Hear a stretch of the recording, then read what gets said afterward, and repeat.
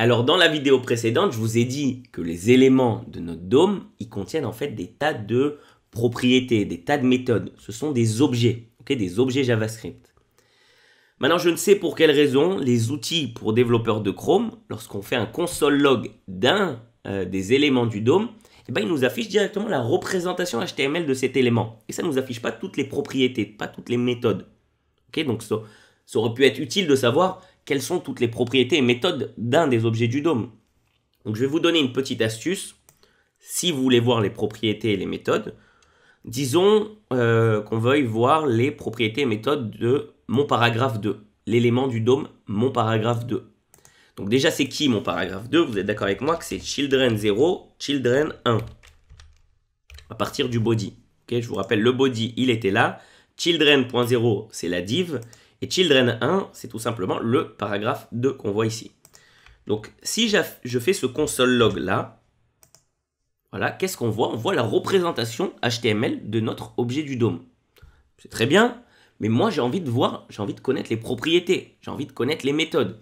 Donc, une petite astuce, je vous montre comment vous pouvez faire ça. Tout simplement, vous allez sur le parent. Donc, le parent ici, c'est children.0 et vous affichez tous les enfants. Children.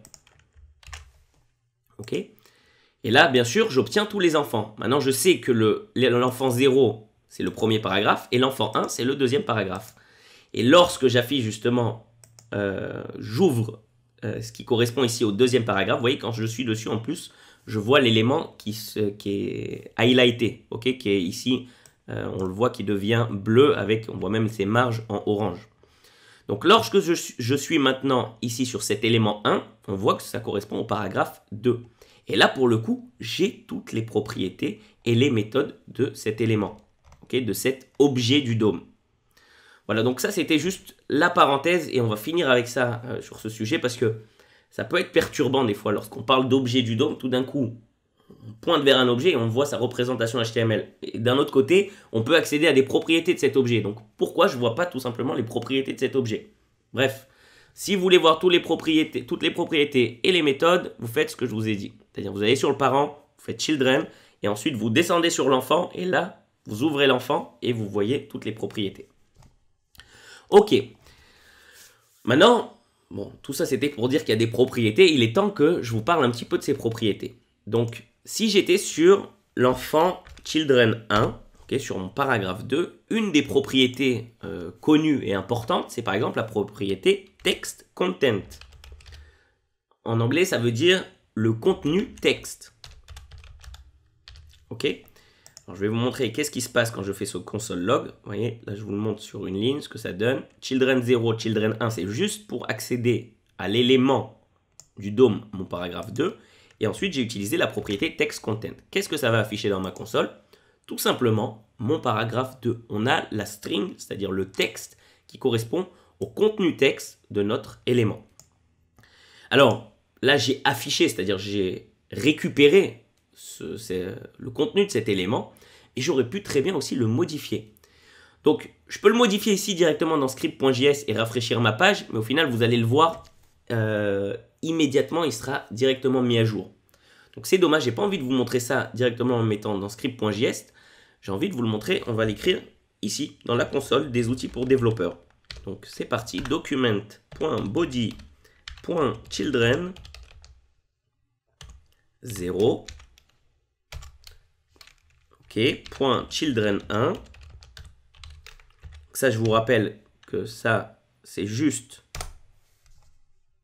Ah, j'ai fait quoi là? Oui, j'ai fait le console log, pardon. C'est juste mon élément qui est ici. Maintenant, ce que j'ai envie de vous montrer, c'est comment afficher la propriété text content de cet élément. En fait, c'est pas l'afficher, j'ai envie de la changer.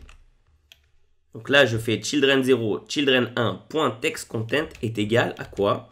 On va écrire tout simplement nouveau texte. Ok, j'ai pas beaucoup d'inspiration.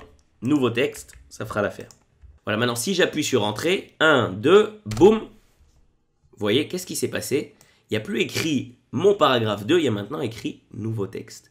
Donc non seulement on a pu récupérer le contenu de cette propriété text content, mais on a pu aussi le modifier. Ok? Et là, on commence à apercevoir notre interaction entre le JavaScript et le DOM. Et ça, c'est top. Alors, Bien sûr, vous avez vu quand on a ouvert l'élément, je vais vous le remontrer. Vous savez quoi, je vais le faire directement par ici, ça sera plus rapide. Voilà, lorsque j'étais sur mon paragraphe 2, on a dit qu'il y a des tas de propriétés. Et entre autres, il y a cette propriété qu'on vient de changer maintenant, qui est, où elle est? Elle est là, text content, il y a écrit mon paragraphe 2 dedans. Donc je vous ai montré qu'on peut bien sûr récupérer le contenu de ces propriétés, mais on peut aussi les changer. Maintenant, il y a des tas et des tas de propriétés, des tas et des tas de méthodes. Alors je ne vous demande pas de les retenir par cœur, bien sûr. On va parler dans la suite de ce cours des méthodes et des propriétés les plus, on va dire, utilisées. D'ailleurs, une autre propriété très utilisée, c'est la propriété style, S-T-Y-L-E. Et ça, je vais vous le montrer dans la prochaine vidéo. À tout de suite.